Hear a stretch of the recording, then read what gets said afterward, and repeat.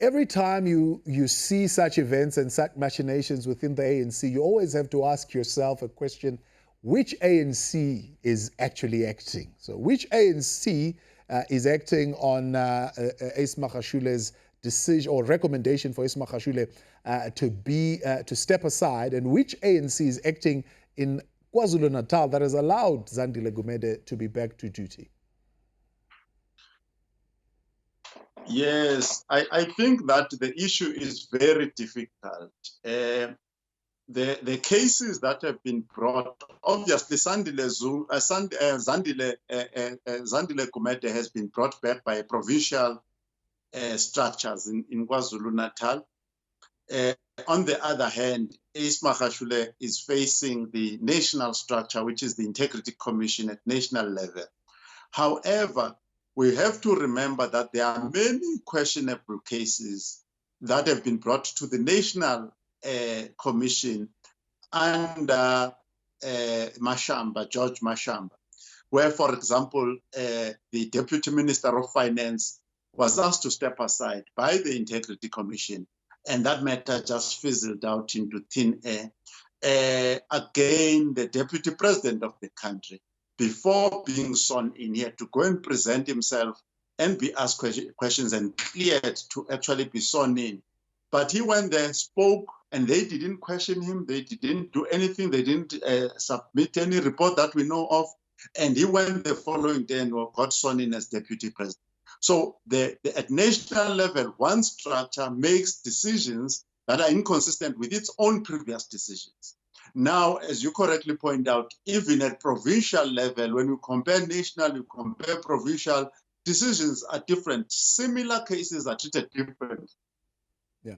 George Mashamba seems to indicate that these things that you're talking of, that we are seeing, are done in the name of unity. And the Integrity Commission saying, well, unity should not come at the expense of actually denting the reputation of the ANC as an organization that is serious in dealing with corruption. So if we look at, for example, the whole idea that the NEC said Ace Magashule should not step aside. They went all out. They sought 5 legal opinions. Eventually, coming out of that NEC, they said, well, the SG is going to go and present himself to the Integrity Commission. While the PEC initially in KwaZulu-Natal said Zandile Gumede must step aside. She went through the process of the Integrity Commission provincially. The Provincial Integrity Commission says, well, the case has been dragging for too long. It's unfair that we keep her stepping aside for a year as this case is continuing to be postponed. So she must get back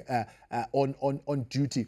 All these, when you look at them, of course, are because if they upset the apple cart in KwaZulu-Natal, Zandile Gumede's supporters are going to create havoc and major divisions in that province, within the ANC. Same at national. Those who support Ace Magashule would create a whole lot of noise and division within the party. So this, I mean, would you say is a compromise for that unity? At the end of the day, I think Fikile Mbalula characterized the situation, the way forward, accurately for me anyway. When he said, look, at the end of the day, the decision about whether Ace Magashule is going to step down or not is going to be a political decision. In other words, they will take cognizance of their future in elections, the capacities of the branches and various members to support them in their election campaigns, which is coming up for 2021. So they won't want to disrupt themselves internally just because they want to suspend Ace Magashule, who has done something that has always been done in the African National Congress by many eminent persons. So you can't jeopardize the entire organization as if Ace Magashule is doing something that is unique and historic. No. And that's precisely the question. I mean, George Mashamba is saying strongly, I mean, as strongly as he really can, to the NEC saying, you are not acting in terms of leadership and showing leadership in this particular matter. But as you're putting it, the real issue there is that many in that NEC are also implicated in corrupt dealing. So if they are asking Ace Magashule to step aside, essentially many will need to step aside in that leadership. Yeah, I think as You know, it was once put, every one of them has got their own smaller Nyana skeletons. So probably 60% of them could be facing charges of one kind or the other. I mean, even in the asbestos case, there are many senior leaders there that are mentioned. The same case that for which Ace Magashule is charged.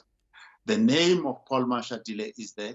The name of Suelim Kize is there. The name of Tulas Nesi is there. The name of Zizi Godwa is there. People who have actually physically received money. Ace Magashule, in terms of the charges that have been published, he has not received money. He's being charged basically for influencing where the money went. So basically, there are many people in the Bosasa case. A lot of eminent persons in the ANC are implicated. So from that point of view, you have that problem. But let us be honest about this thing. What has happened is that if you look, for instance, historically, where the idea that corruption must be abolished in the ANC was in 2007. Now, the very same people who were making that resolution were the same people who had formed committees to actually save Jacob Zuma from going to jail, and eventually made him president, closed down the Scorpions, and basically dissolved the NPA, removed anybody who's competent, and put in all sorts of puppets in the NPA. So this thing has got very deep roots. And the most important thing in all of this is that people like Zandile Gumede and even Ace Magashule, these are people who've been mobilizing funds for the ANC through state tenders. These are people who know how to mobilize on the ground. These are people who've kept the ANC alive. And the ANC has stayed alive using the proceeds of irregularity and crime. How much of this is a political game or political play for the upcoming NGC? And certainly there have been those who are saying that is going to probably be the toughest NGC for President Cyril Ramaphosa. He's likely going to come out of that with a clear understanding that he is not returning for a second term because he has not gained that kind of popular support from the party. There is no question in my own mind that people would have started saying they are doing renewal in the ANC. But in the process of doing this renewal, it presents opportunities for you to eliminate some of your competitors, to eliminate some of your opponents, and strengthen your own position. So that is definitely in play. That issue is in play. Let me also just talk about this letter, this report that has been written by George Mashamba and the Integrity Commission. I've read that report. It's a 3-page report. The quality of that report is very, very questionable. For instance, it makes no reference to their own terms of reference, that we held this consultation with Ace Magashule in terms of clause Sorenso and clause Sorenso of our own terms of reference. And then we are charging him, or he didn't meet the following values and ethics of the ANC. And when you look at the constitution of the ANC, even in the definition of terms, the term ethics is not a defined term in the constitution of the ANC. The terms morality is not defined there. Integrity is not defined there. So there are no specific clauses that they can say, when they say he's violated the values of the ANC, I don't know where these values are defined and what they are. So this is just, to me, when I read the report prepared by George Mashamba, it was a report that just wanted to say, Ace, we can give you the whole day, we'll listen to you the whole day. When you finish speaking, we're going to tell you to go and obey the resolution of the ANC, and we're going to force you to obey it.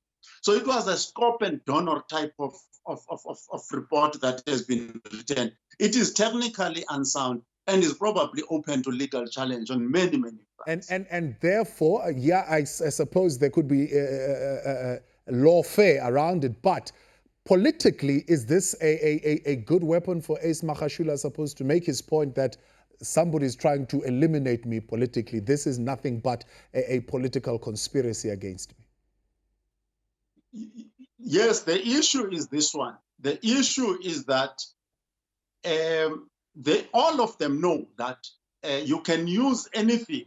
I mean, previously, even opposition parties wanted to use the reputations and other things to eliminate certain people from the list that went to parliament, the current list that went to parliament. So politicians generally, whether they're inside the ANC or outside the ANC, they will always use what looks like a legitimate method of dealing with real issues that are of concern to the community. But they always have other agendas behind of advancing their own interest and increasing their own power. Cyril Ramaphosa does not have hegemony, does not have total control of the ANC. He's got a very small, he had a very small margin, and that margin hinges around David Mabuza. And David Mabuza is a shifty character. He's here today, he's there tomorrow. So Cyril Ramaphosa does not have a firm stand inside the ANC. So he will use any other trick that can be available to him to increase his power. And I'm sure big business, all the multi-billionaires that were supporting him, will want him to be able to strengthen his position so that their return on investment is secure. Dr. Swane, let me thank you very much for your time tonight. Political analyst Zandile Swane helping us there unpack the machinations and the happenings within the African National Congress.